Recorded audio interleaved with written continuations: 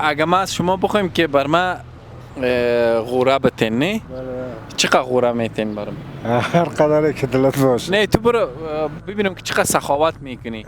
دیگه باز نظر به سخاوت شاید خداوند بر دیگه بدیل بده. ما ببینم که چقدر میتی دیگه. بس بله.